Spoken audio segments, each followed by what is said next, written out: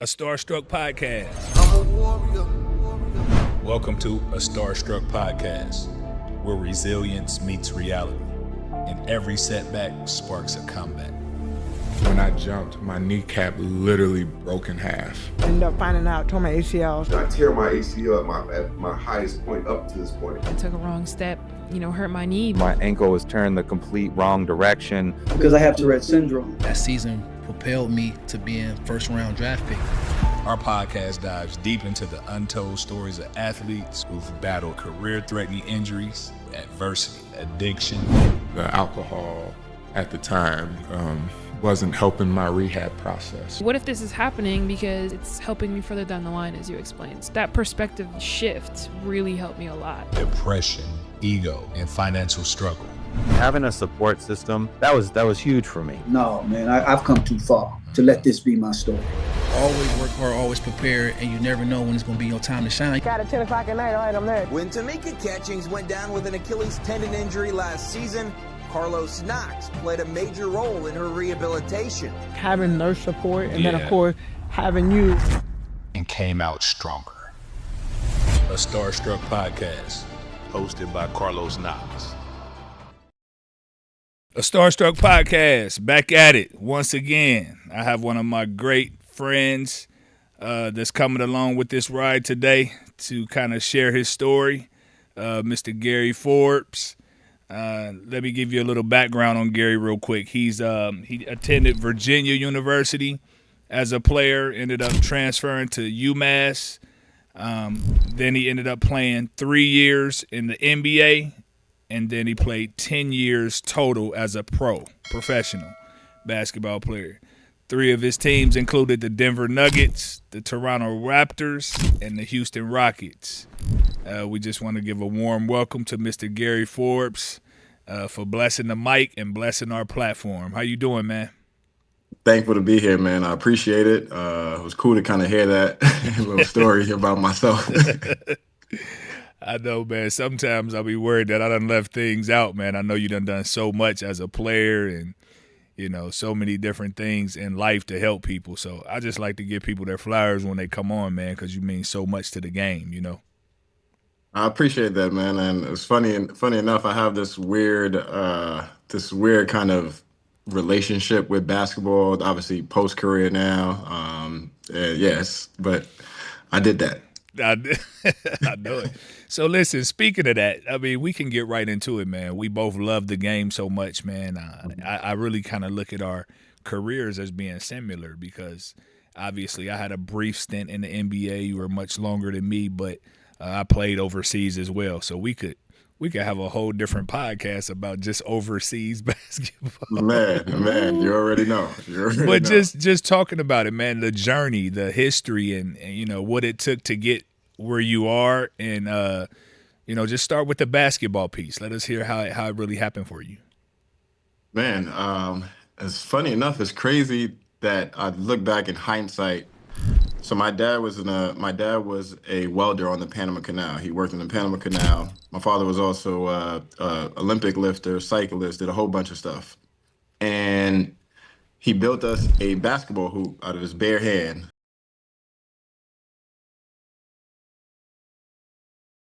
My dad was a carpenter, so he knew the angles, cut, welded the rim, and made the net. So we would always be playing basketball in the house in Panama. And I remember when I moved over here to the United States to New York, I remember the first week, I was like, man, I want my hoop. I was like, man, I'm in a basketball city. Mm-hmm. My mom's was really tough on me. I couldn't go down the street to the park unless, I had my brothers with me and they were doing their own thing. So the best way for me to play basketball is to have it right on my stoop, and, the neighborhood kids would come over and we'd play.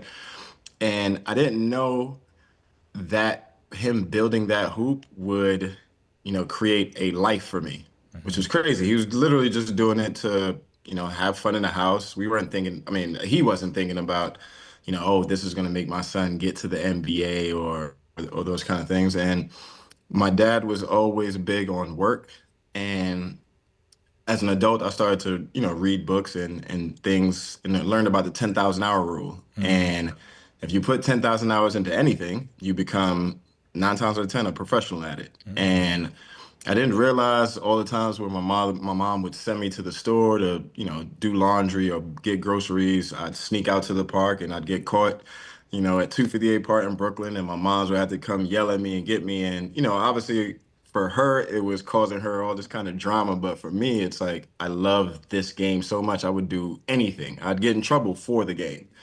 And I can't even describe enough what the game of basketball has done for me, and obviously seeing the world. I've been to so many places that my family members have never been to or have never even thought of being at. And as an adult, I think it's shaped me into, a leader, especially now in the business field that I'm in, and just a constant development and constant like understanding that knowing that, man, I have to get better every single day to be the best. Yeah, I can see that, and I can understand it from, like I said, from an athletic mindset and coming up doing some of the things that it takes to be great at basketball. Man, making the NBA, oof, that's tough. And people don't really understand it. I know statistically you hear a lot of things about, the top 400 people in the world and, XYZ. But the reality is for you to focus and understand the dynamics that it takes to get down that road to the NBA, it's different, man. It's different. And anytime I see someone that has actually made it, it just – I don't know. It's sending chills down my spine because I understand Same. exactly what it takes to get there. You know what I mean? So when I see your smile, when I hear you talk about it, like I know the blood, sweat, and tears behind it. I know, man, putting on that jersey with the name on the back, emotional roller coaster. It is, man. It is. It's crazy. It's like, man, as you say, it's like I don't even know. There's a huge number of how many people globally that try to get those 450 spots, right? Yes. And what the NBA has been in existence for now, let's say under 80 years. And they said that the stat came up. There's only been 5,000 people that have ever played in the NBA. I seen it. Even one game, a 10-day contract. And I'm like, 5,000. I played in high school arenas bigger than that. Absolutely. And I was like, there's no way. I thought it was way more than that. And then I think about all the work that I did, all the different trials that I had to go through. And I always tell kids when I speak about my career, my journey, it's like, there were players that were better than me. They could jump higher than me, run faster, do all these different things. But I think for one thing that I had that they didn't have is the stick-to-itiveness. Like, I wasn't going to give up. I've never had that mindset in my DNA. I watched my dad, type 1 diabetic, do everything and never have it as a weakness. So I didn't realize, and I watched my mom's, go to different jobs and do everything that she could to raise us, give us the best possible life that we had. And I've seen them do it. I'm like, man, I'm their child. There's no way that I'm going to, do anything opposite. So I'm going to put my all into it. And I think always I tell kids that, I think Will Smith said it in one of his podcasts. It was like, all right, if you put me on a treadmill and you put another guy on a treadmill and you say whoever's the last to get off, wins. He said, I'm going to die before I get off this. Absolutely. And that's the same mindset I had with playing basketball. It's like I just worked harder than everyone, man. And I think I believed a lot more than a lot of people. It's like, I think there's so much involved with getting to your goal. It's the belief, it's the hard work, it's the stick-to-itiveness, the never giving up kind of attitude. And one of my favorite quotes that I live by every day is doubt your doubts before you doubt your faith. I remember in second grade when I wrote down, we had the typical assignment. It was like, all right, what do you want to be when you grow up? Kids were putting on nurse, doctor, firefighter, lawyer, and I realized now, like, this is all that we saw. Like, we only saw police officers, doctors, lawyers, nurses in our vicinity, in our area. And I remember I wanted to play in the NBA. I watched NBA on NBC, Michael Jordan playing against the Knicks when I first moved over here, and I was like, yeah, this is what I want to do. I knew I was playing basketball in my apartment, in the house, and stuff like that. For sure. But But to hear the sneakers squeaking and the ball bouncing, the net, I was like, man, this sounds like a beautiful orchestra. And I was like, man, I wanna play. And the teacher, Miss Walcott, I still remember her name. She was like, oh, Gary, like let's make your goals a little bit more realistic. And I understand now what she was saying was that we don't see that. Like, pick something that, we see every day that you can like easily accomplish. And fortunately for me, I'm hard headed, I'm stubborn.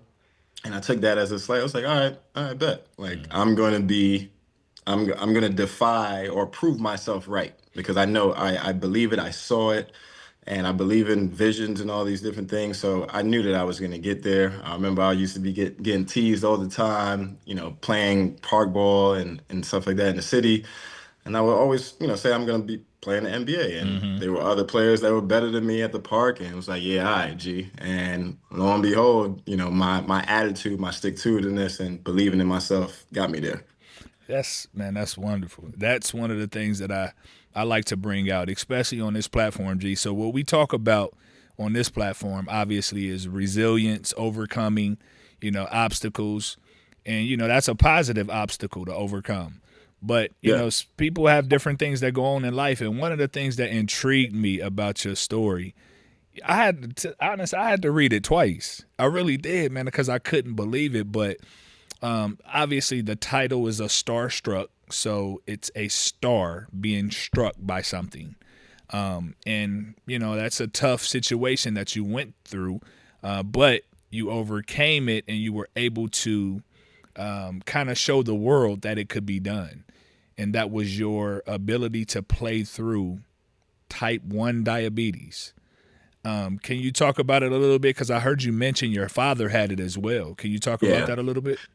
No, man, it's crazy. I just read, or well, not just, maybe like 3 years ago, 4 years ago, I think this company did like a story on me, and they said I was one of 3 players to have ever played in the NBA with type 1 diabetes, and the only African American, Afro-Latino, I was like, wow. I remember when I was diagnosed in 2004, had the typical symptoms, constant urination, constant thirst, hunger, and all those different things. And I remember when I was diagnosed, the doctor had said, hey, man, you may need to focus on, just your education and your health. Because again, we don't see that many type 1 diabetics in the NBA. There was only one, and that was Chris Dudley, who played for the Knicks. And that was like years ago, right? And again, being stubborn, being hard headed, I was like, all right. But I was like, I called my dad.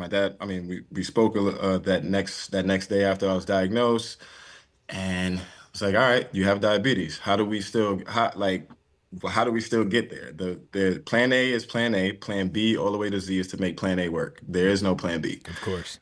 And I remember sitting there and just thinking about, I've never saw my dad, with a weakness. I've seen him, get up every morning, go to work, and it was kind of like a routine thing. So the only thing for me that I had to get used to is, the syringes, which I'm super afraid. Well, at the time I was super afraid of needles and syringes, but I kind of hid it for a while because I didn't want, people to think of me as, oh, this guy is like, or he's, not good because he has diabetes, or, labeled or a certain way. And I had that kind of that attitude about it because me and my dad, he never spoke about diabetes. It was almost like, he's waking up every morning and taking his medicine. It's like, it wasn't nothing more than that. And I seen him control it. I seen him have great success with it. So again, I'm his son. Why can't I do the same? Of course. And my dad was never, ever surprised at things that we did. If I got A in class or scored a whole bunch of points, he would say, you're a Forbes, you're supposed to do that. And through high school and college, I had this view from other people that, I'm this cocky or arrogant person. But now that I'm looking back at it, hindsight, it's like, man, I was just filled with optimism. I believed in myself. I was super positive about everything. Like, how does that, come off as, arrogance or something like that? Believing in yourself. And yeah, I don't know. People always ask me now. I do public speaking events and say, "How did you do it?" Playing type 1 diabetes. It's like I don't know. It's like I just believe so much Yeah. in my ability that I wasn't gonna let this condition, describe who I am or basically be in charge of me. What was the toughest part, like physically? Was it anything that, was it some days where you just felt like you couldn't do it, you couldn't move, or, what was it anything tough physically? I think towards the end of my career is when I started to have, not difficult moments, but let's say like mismanagement, where Okay. I would be focused so much on basketball that I didn't worry about diabetes. And I think now that I see a lot of diabetes influencers in the space, and I realize that, or they say these things that they have diabetes burnout or, just anxiety and depression and things like that. And I didn't realize having an outlet as basketball, something that I, slept, dreamt about, everything was basketball. Ball is life. And I didn't realize having that outlet, having that external outlet would, take away all these, worries or, kind of things in your mind. And it actually for me, I look at it, having type 1 diabetes made me healthier, made me a healthier human being because I have to worry about exactly what I eat, Yes. exactly how much hydration, the amount of sleep, the amount of exercise, rest, and all these different things that, can make you a better human being and Yes. living and stuff like that. So for me, I think it was given. I have 4 brothers, 1 sister. So I think out of all of them, I think it was given to the right person. Obviously, having that mindset and being able to have the platform to do what I'm doing now. Yeah, I did no real issues. Obviously, towards the end of my career, when I was mismanaging and trying different health lifestyles, and I was in a diabetic coma in Argentina, I think in 2017. And what's funny enough, when I woke up out of the diabetic coma, I asked the doctor, I was like, "I'm good to practice tomorrow, right?" And the doctor was like looking at me like, "Yo, this kid is like Just crazy." like a hooper, man. Yeah. That's all I was worried about. I was like, "Man, I Absolutely. know I missed practice today, but I'm good to practice tomorrow." They was like, "Nah, bro, you're gonna be in here for a while." Right. Of course. Of course. How long did that last, the It diabetic was coma? about 10 days, like About 10, 10? 11 days. I was in the hospital. My mom's had to fly down to Argentina and take care of me and things like that. And what's crazy is they said that it was over for me there. And Wow. 2017 is, again, being stubborn. I was like, all right, but, and that was probably my most difficult, challenging, I guess, comeback. I had 6 knee surgeries throughout my career. And I think that's what put a stop to my NBA career.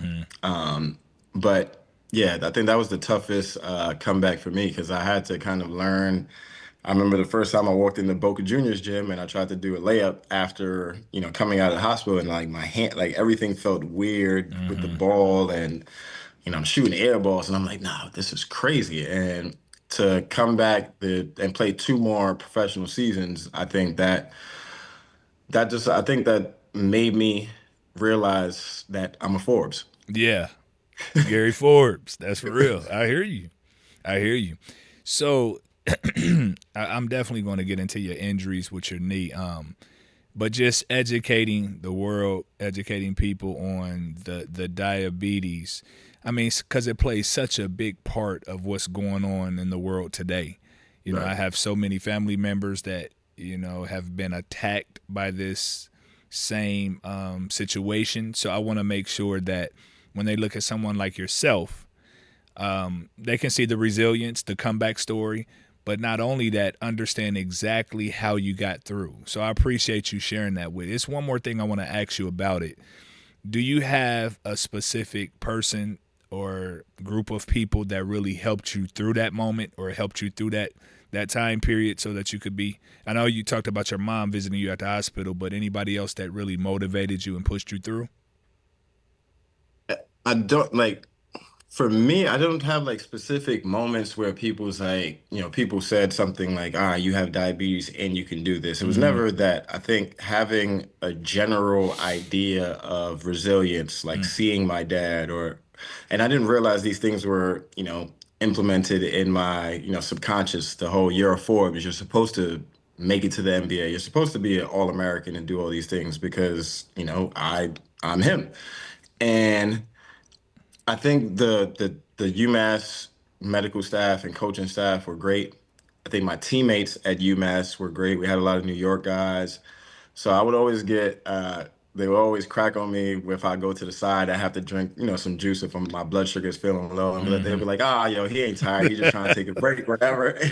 But I love that, lunchroom banter because, it made me want to prove to them, like, man, I'm winning these sprints. I'm scoring all these points and I have type 1 diabetes. So like that back and forth banter, I think it helped me a lot have, a resilience, tough-minded mindset. And, obviously my family was huge support, always believed in me. Even when I would, go, be the stubborn guy and not listen to my mom's, whatever, she would still, love, like the love and support was always there. I got you. That makes sense. So even, talking about the diabetes part, again, I don't know, man. I was proud. I was proud reading that story and listening to some of the things that's being said about you as a young man going through that and conquering it. That, to be honest, G, that wasn't even my starstruck moment for you on here. I didn't say let me get G on here so I can see, what the diabetic or diabetes really caused in his life.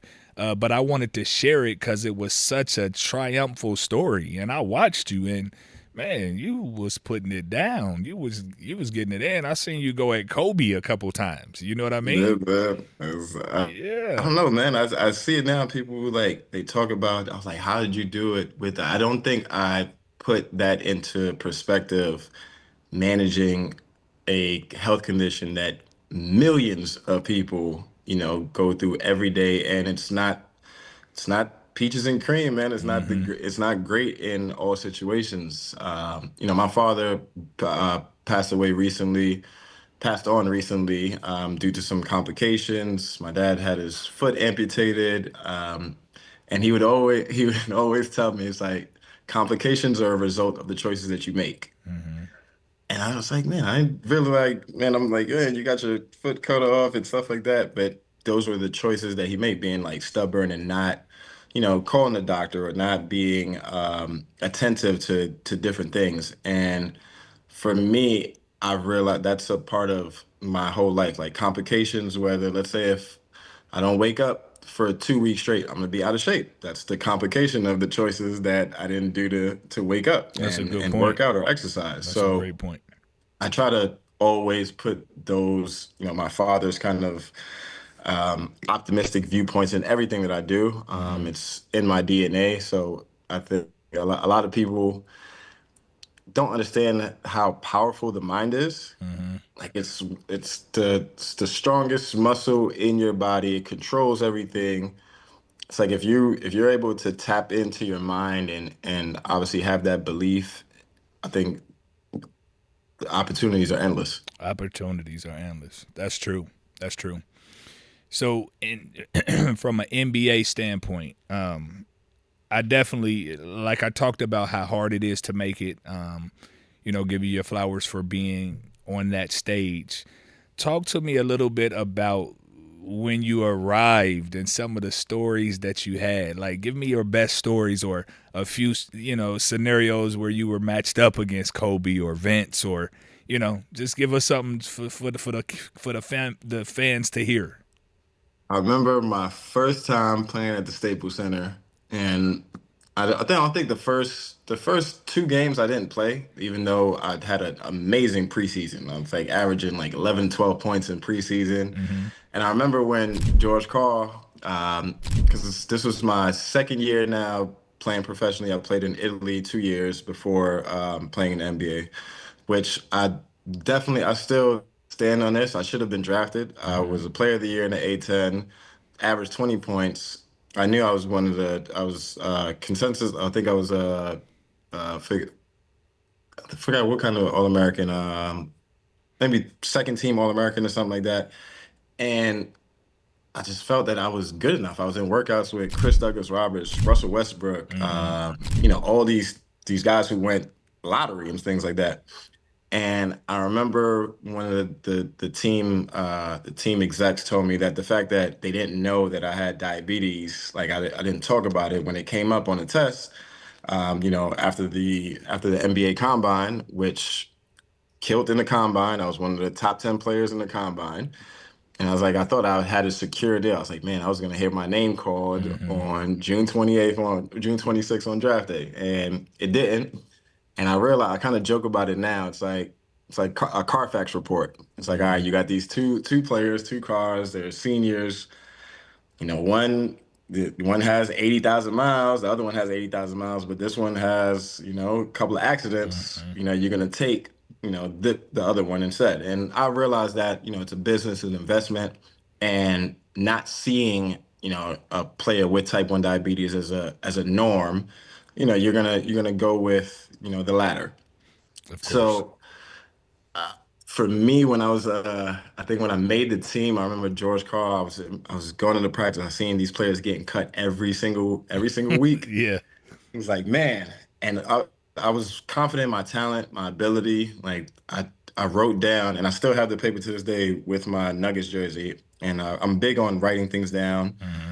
And I wrote down that I will make this Denver Nuggets roster this year. I signed it, dated it, folded it up. I took it with me to practice every single day, put it in a little Ziploc bag, put it in my sneakers every single practice. And I remember when he came up to me, he was like, have you ever made an NBA team before? I looked at him, I was like, nah. He was like, congrats. And Chauncey Billups, Kmart, Melo, and all those guys, JR, he was like all running and jumping on me. He was like, yeah, Rook. And that was a cool experience for my dreams. It's like now looking back at it, I remember that day like fully. And like for all those years like of working, all those years getting yelled at for being in the park, all the hard practices, waking up at 6 a.m. to take the train to go to school, to get there early so that I Yes. could work out before school. It's like nobody saw that. And all they saw is like, oh, now Gary made the NBA. It's like, so I know some people probably was like, man, this guy's lucky he had, he was able to have this agent or that. And I don't think people realize how much belief and optimism plays in that. Like you put you in certain experiences, you have choices, whether, I chose to go to overseas and played in Italy, those teams, I think it puts me in a different trajectory to get to the Denver Nuggets, if that makes sense. And I remember playing against the Lakers. I remember I didn't play the first two games, and I was like pissed, like, man, I'm supposed to be playing. Like, why am I not playing? I didn't realize this whole business The of it. pecking like, order. Yeah, for sure. Like, yo, I'm killing in practice. How am I Yes. not, how am I not playing? So the first two games, I remember George Carl, he sussed me in. He was like, Forbesy, that was his name for me. It's like, Forbesy. It's like, you got Kobe. And I was like, I remember walking past Jack Nicholson, and all the lights on the Staples Center court is just on the court. Everything else is dark behind it. And I remember I'm walking, and I got kind of like a little butterflies a little bit, and Kobe's like standing or we were shooting free throws, and he's standing at the top of the key. And I walk up, and I stand next to him. I'm like, damn, I'm here. I'm playing against Kobe Bryant. This is one of my second favorite player ever is Jordan, but then to play against. Hold on, what? Wait. Your second player was Jordan or your first one? First is Jordan. Oh, then Kobe. okay. Yeah. Well, that's 1A, 1B. Okay. We gonna get some slack on the podcast for that, but that's our era. That's who if you heard my story, it would be like, okay, so you'll hear that too, but okay, you my man. Go ahead. And then I'm like standing next to, number 24, man. And I was like, man, I'm actually here. And, I think that was the most, I guess memorable moment. I mean, I've had, great moments playing against LeBrons and all these great players. And I played against a lot of all-time greats. Tim Duncan, Tony Parker, Steve Nash, Grant Hills, LeBron, D Wade. It's like, man, I was in an era of great basketball, Kevin Yes, you Durant, were. Russell Westbrooks, and it was an experience, man. It was an amazing experience. I wouldn't trade any of my experiences, all the hard work for anything. Even if I only played 3 years in the NBA, I wanted to play a lot longer. I thought I was going to be playing a decade in the league. I thought that was it for me. But you know, life had other plans for me, and I'm super content with how everything turned out Of course. with for me. Of course. So, obviously, we can talk on and on about that, man, because that's just such a beautiful experience. And believe me, we share a lot of similarities when it comes to that. You know, just the, I don't know, the desire to focus, the determination to get to the league. And then once you get there, you know, not truly having the career that you want, but, you know, like you said, other things happen, things take you in a different direction, and that's a lot of what we talk about here on the podcast. So let's get into that a little bit. Your starstruck moment. Just a lot of times some things happen from an athletic standpoint, or it could be, you know, personal. But, you know, for me, it was injuring my knee. And when I tore my ACL, it was more of a shock to my life, to my career, because it was supposed to go one way and it ended up going another. But obviously, I can name other starstruck moments, but that's where the motivation comes for this platform, for us to really talk about that, because as athletes, you and I both know, man, that's a dark place. You know, when you get injured and get derailed like that, I mean, you're dealing with a little bit of depression. You're dealing with a little anxiety, identity crisis. This has been you and what you've Man, known for your entire life, you know? So kind of share one of your starstruck moments with us. the fact that you said you like dark places, dark moments, man, that was exactly it. I remember it was 20, it was around 2018. I think I was playing in Greece, and this is, I think, a year literally after the diabetic coma, and I had like other, obviously, six knee surgery, so my knee isn't great. I'm still playing okay, but it's not Gary Forbes, the NBA player. So they're expecting that, even though I'm still playing good, still, you know, averaging 18 points a game, but they want the Gary Forbes that get 25, 30. And I remember I came home, I got sent home, and I remember I got in the car with my wife. I was like, I started like breaking down crying. It's like, yo, the like my contracts are starting to get a lot, you know, a lot lower. It's not the same amount of money that I was making in China or, you know, early on in my career. Obviously, six knee surgeries, type 1 diabetic, 35 years old. They're gonna pick a 22-year-old, you know, fresh out of college, Of or, course. you know, young. So I understood that business aspect of it. And as I remember, I was just like breaking down crying, because that's, I didn't, my wife, she looked at me, she didn't realize how much I loved basketball. It was like, this was life. There was nothing else. I didn't know anything else besides playing basketball. That was my entire life. I'd wake up, go train, you know, practice, and that was it. That was a routine every single day. So to have that just stop abruptly like that due to, you know, either health conditions or just coming down to the end of the road, Yeah, it's like I didn't know that the road ended. It's like I've heard, you know, you hear all the talks when you're younger. It's like, oh, you know, you know, basketball, your career is this short, or, you know, there's life after it. And I didn't see that because I was so you know, engulfed in the love and playing in the NBA. And I remember, yeah, it was 2017. I was like, man, what am I gonna do? Like, what's my purpose? Why am I here? What's my why? And I went through a like a very, very, you know, up and down, dark place. And I was like, man, I have to figure out something. And I didn't want to coach basketball. It was like I had this kind of like disgust in a sense. It's like, man, I gave my all to you, and you didn't give me everything that I wanted back. It's like I literally almost gave my life for you. And all I wanted was to play. and I couldn't play anymore, and that really was like you said, it was a dark place and the identity crisis. Everyone knows if you look up on Wikipedia, everything comes up. Gary Of Forbes, a course. basketball player. Yeah, for sure. For sure. So that's what I was going around. It's like even now today when I walk around, it's like, oh, you must play basketball. You play basketball. It's Right. like Right. so it's Exactly. like, and yeah, that was it was a very now looking back, and now that I was able to use all the experiences from my early years and use the stick to itiveness of making it to the NBA. I think that helped me a lot. I had to dig deep and to find that space and that self again. Yeah. I remember I told my lady, it's like all I have to do is tap into that same frequency that I was feeling when I was a kid, when I was dribbling the basketball down to the park and seeing, like I literally envisioned myself playing in the NBA, counting down 5, 4, like, those shots hitting game winners. I was like, all I have to do is tap into that child frequency and I can do anything. Absolutely. And it took 10,000 hours. It took another 10,000 hours. Yep. And fortunately, I was put in my purpose space. That's good. That's good. I was going to add to what you said.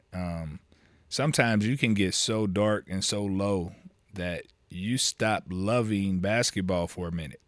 You stop watching basketball. You don't want to Oh, I see did. anything. I didn't want to turn. Man, Did not want everybody has been through it, especially with that part of the story. But, eventually as you grow, you mature, you kind of see everything unfold before your eyes. You start to say things like, oh, okay, that's what that meant.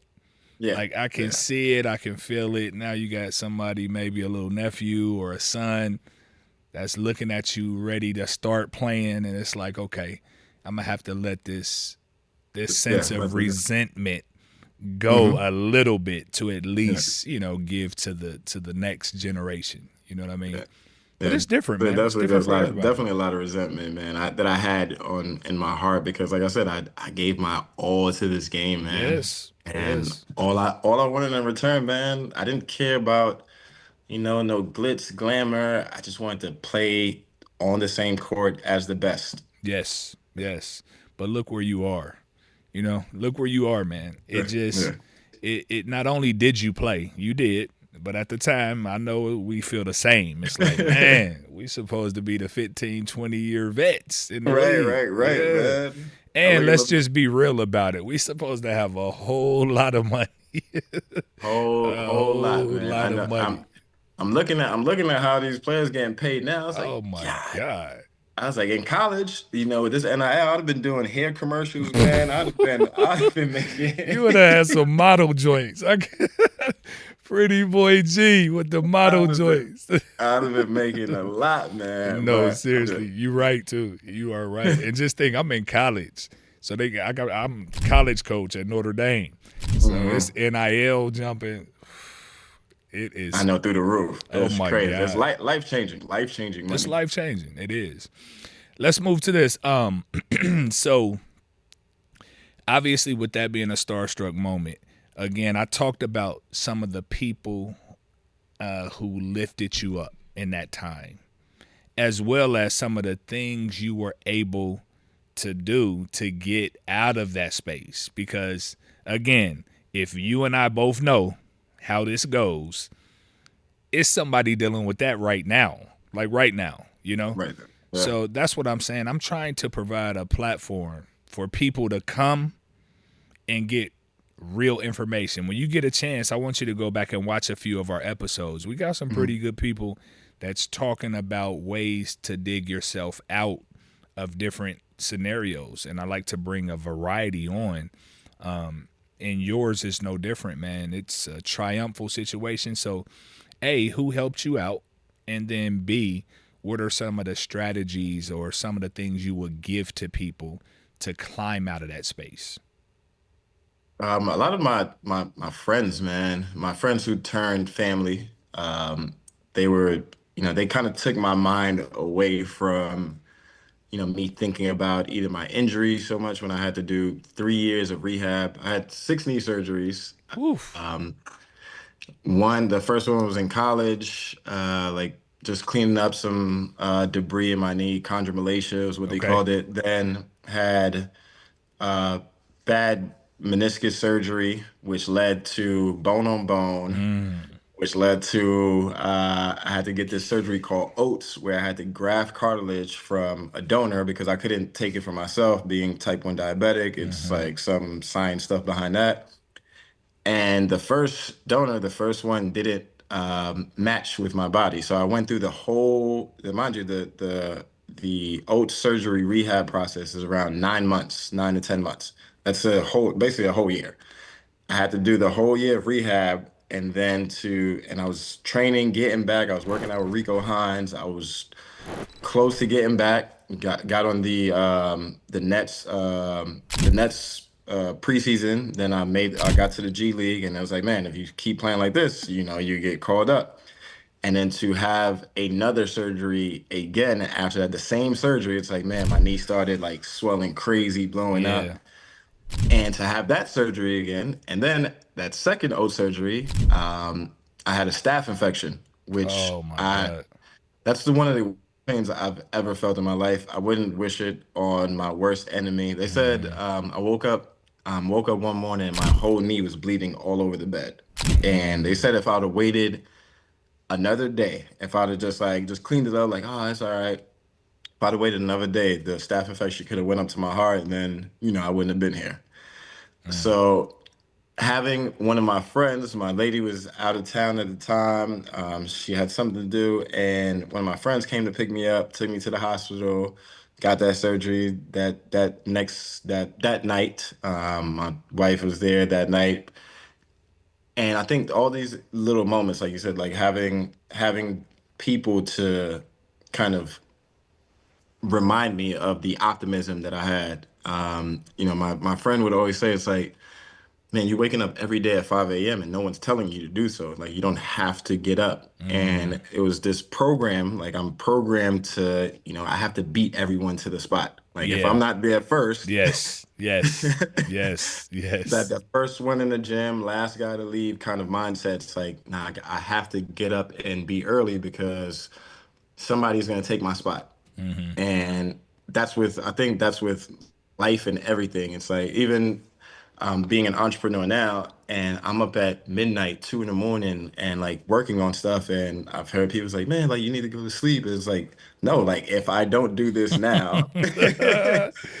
someone is going to beat me to the spot. And I don't want that. Exactly. Yes. And for me during that time, books. I'm big on self-help books. My favorite books to read was Esther Hicks. No, not Esther Hicks. One of the books by Paulo Coelho was The Four Agreements, Mm. and that was one of my favorite books to read. It taught you about just like your perspective on how to look at things. Mm-hmm. And yeah, these self-help books were great for me. I think it was able to calm my mind and kind of ease my resentment in a Mm-hmm. sense. Mm-hmm. And I think it made me a better overall person to go through those experiences, have a mindset to understand what those experiences meant for me, Mm-hmm. and then to find a solution for it. They talk a lot about mental health these days. And back when we played and we were going through some of this stuff, that just wasn't thrown around a lot. You know what I mean? Yeah. Like, if you heard that, it would be more of a, Yeah. I don't know, a place that you don't want to go, especially not Yeah, walking in your the house. psych ward or something like Psych that. ward, but walking in your house saying that, where mama and dad is like, nah, it was just a different time. So Yes. don't want to be disrespectful at all. But now in the landscape of today's game and today's world, mental health is definitely something that, a lot of people talk about and they experience. What's your take? What's your thought on it? I think it has a lot to do with not having, well, one, having all these external voices and things like social media. Obviously, we grew up in an era where I grew up in an era where social media was kind of getting started. It wasn't prevalent as it is now. We were still on Twitter when I was in the NBA, Instagram and all these different things weren't crazy. But I think having all these external voices that you have to kind of prove yourself to creates this mental imbalance in your head. It's like you're comparing yourself to so many different things. It's like when we were little, we were literally comparing ourselves to either people that were close in proximity to us or even ourselves. And that was like you were just focusing on yourself. There was nothing else. You didn't have anything to look to. Obviously, we had Michael Jordan, but we only got to see those games, one time a week. Absolutely. It wasn't all this information being poured into us, like highlight videos after every single, minute. And I think that for me, my perspective on that plays a lot of it because your mind is just constantly just overstimulated with all this information, whether it be negative, whether it be something that you're striving to be, and it's like, man, he's doing this, but I'm not doing that. Man, I'm not good enough. And I think that plays a big part in it. And then I think just how this is a new era of raising children and things like that. The whole participation trophies and things like that. Tell it, man. That plays. I think that plays a part in it because now you're expecting stuff instead of like you're expecting things without putting in the work for it. And I don't think those two things don't add up together. Those don't mesh. And I've always been a person that I don't. I've always had a mindset that not to do things. I know you've probably heard this a lot. It's like, oh, I'll do this when this happens, kind of mindset. And I feel like everybody's like that now. It's like they're waiting instead of probably putting in, those 10,000 hours of work. Doing it now, for sure. Yeah. Solution based. What would you say? I'm a big solution based guy. Absolutely, man. for sure. So, in that mental health space, what are some of the nuggets? What are some of the nuggets for solutions when you get, in that space? I mean, obviously, we talk about the social media. Put it down for a second, man. Like, just things that can help people from a mental health standpoint. Again, I'm all for it. I'm a big like holistic guy. I'm big on sunbathing, earthing, reading books, exercising. That's a big help for your mental health. Like getting and seeing results in your body. I think is big for people. I think there's even like eating healthy. All these different things affect your mental health. Like you said, sometimes having to put down what is triggering you to to think these different ways, and it's hard. It's definitely hard. I know, social media and all these different things. You're on your phone all day. Your phone is handheld. You're with this all day, and to take a second to put it down. Obviously, this era doesn't understand. We grew up with no phones. I had to get on a payphone and had to call my mom's when I was for sure. And I think having a time set for yourself, because I don't think there's a lot of people that understand like that time to disconnect away from everything and just be in this plane of existence, just be in the earth and just chill for a second. Of course. That's the best way to describe it. That is. And sometimes you have kids, you have wife, you have relaxation around you that allows you to go to that safe space. So it's so many different things, but I like to hear from people that have, played at a high level, lived at a high level, just being in that space of, okay, what do I do next? How can I get through something? How can I be the best that I can from a mental health standpoint? So I appreciate that answer, man. Last thing, G, first, I have to say, man, I'm so happy that you came on, really. And it's for more reason than one, man. We talked about some different things before we even came on, but just a positive black male that is, doing your thing at a high level. You have so many people that are following and just grasping what you're bringing to the world. And that's what I'm about. That's what, the people that surround me are about. So again, I really thank you for coming on. But I want to ask you this.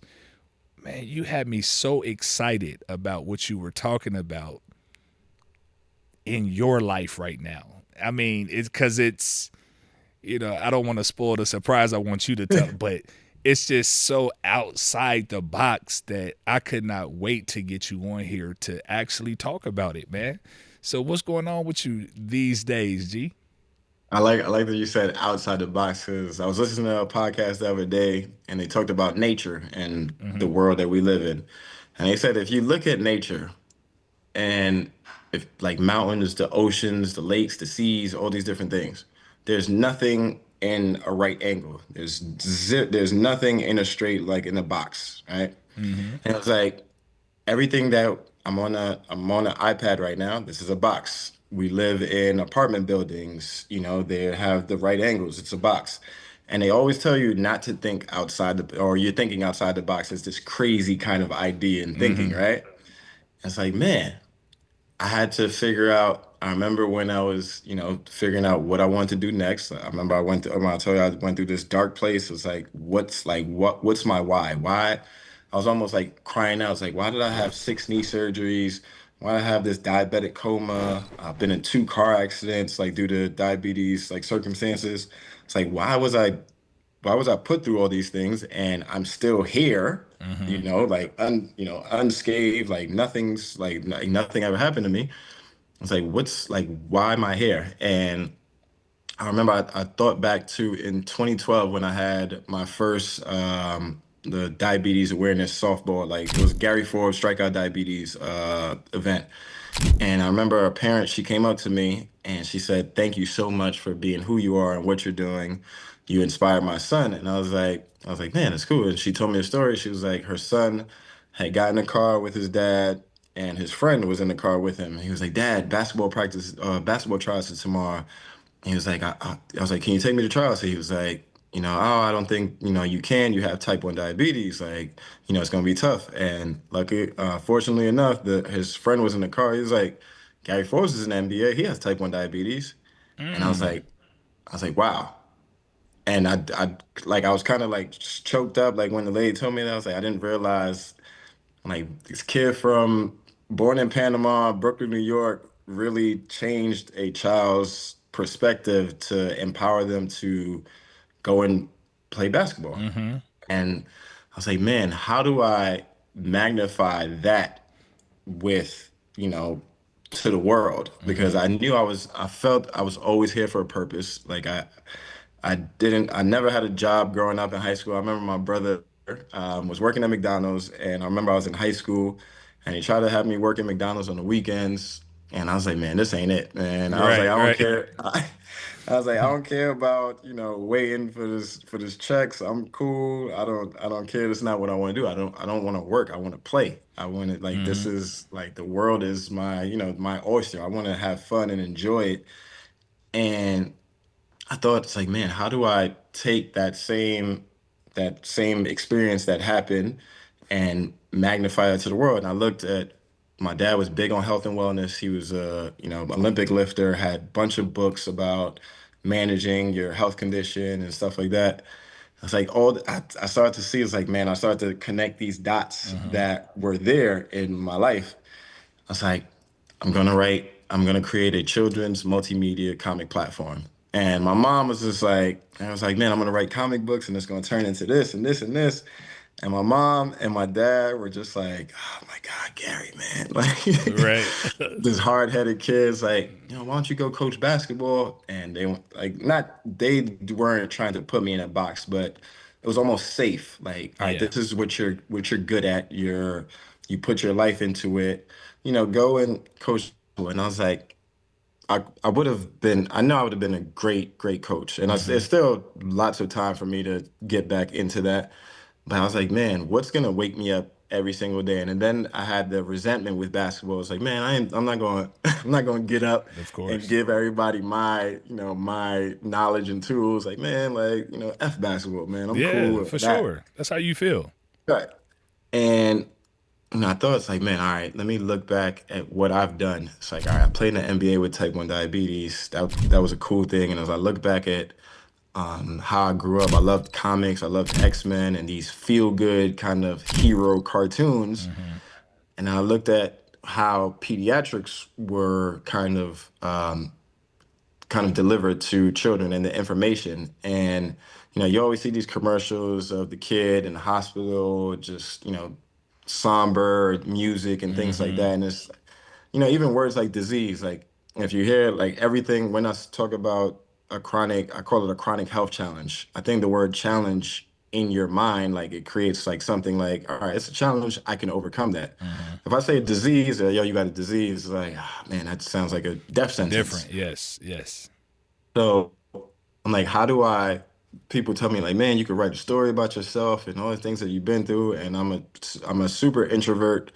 I don't like to boast or brag or anything that I've done. It's like it's almost like I was supposed to do this. I'm not surprised that I played in the NBA, and I look back at it now. I understand, the drive and all these things that it took. It was a great feat, but I was like, nah, my life is more purposeful than that, than just that. I was put here for a reason to inspire and empower people, and I created Soul Survivors, which is a comic multimedia platform. We have a set of trilogy out right now, and it's about children with chronic health conditions.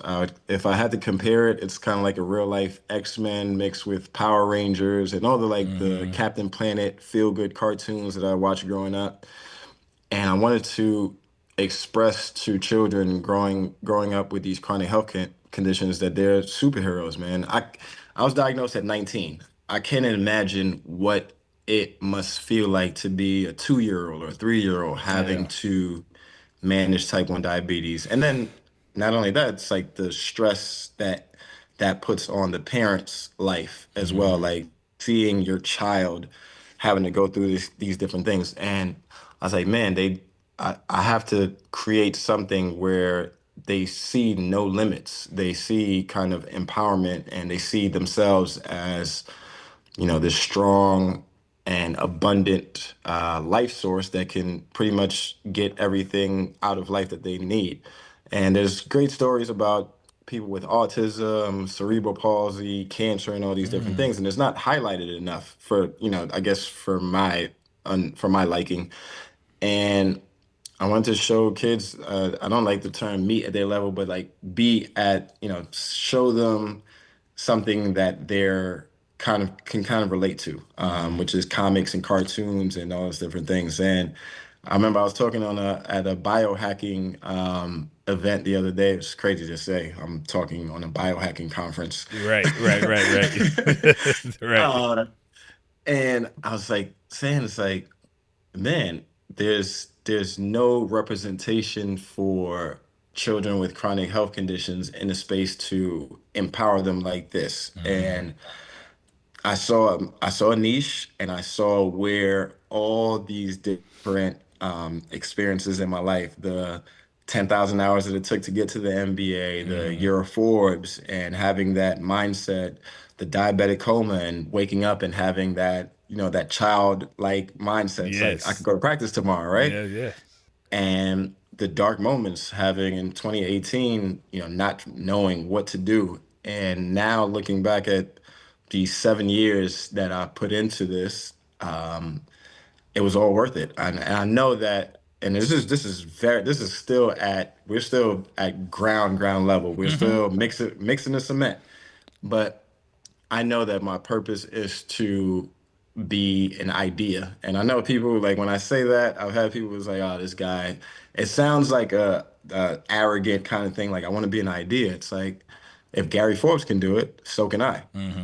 And I know I was put here for that. I was put there to be an example for not only people in sports, but more so people living with chronic health conditions that, man, if he can, play in the NBA with type 1 diabetes, man, I can lift this weight, or I can, try to live out my dreams. And, my full dreams were to play a decade and win an NBA championship and do all these different things. And it didn't turn out that way specifically, but I was able to travel to Italy, play in Israel, China, all these different things because of basketball. Absolutely. And I want to do that same thing with, soul survivors. I want to give families and children a different perspective and experience of life managing a health condition. And I know that this is going to be so much bigger. The goal is when you type my name up on a Wikipedia page, Soul Survivors comes up first.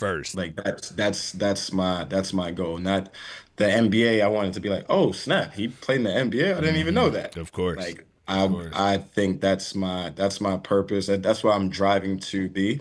And I have one of the shirts, my Soul Survivor shirt. Diabetes is my superpower. Yes, this sir. is one of my characters right here. Absolutely, I love And it. it's my superpower, man. And I want to share that with the world and have every child that's going through a chronic health condition not feel alone, not feel unheard, and more so represented and empowered.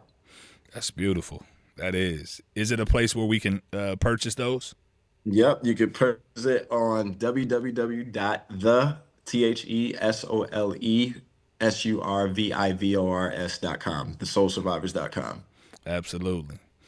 Hey, man, well, I can't say enough about, what you've brought today, what you've brought to this platform, what you mean to me, what you mean to us.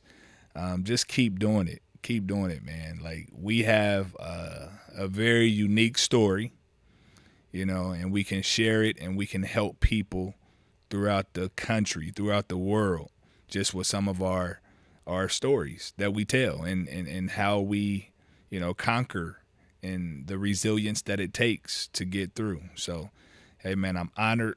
I love your disposition. I love where you are, and I'm sure that you will have a lot of success doing what you're doing going forward. That's the plan, man. Absolutely. So hopefully we can have you back when you this big multi-million-dollar star. And then we'll keep it moving and talking. That's it, man. Plan A, man. Plan A is plan A. Plan B all the way to Z is to make plan A work. Absolutely, man. Well, get a greetings to the family, and make sure that you continue to just move in a positive direction. And I know you will, but I appreciate you blessing the platform for sure. I appreciate you having me, man. Can't wait to be back. Yes, sir. Yes, sir. All right. I'm a warrior. Anything you place in front of me, I'll be victorious.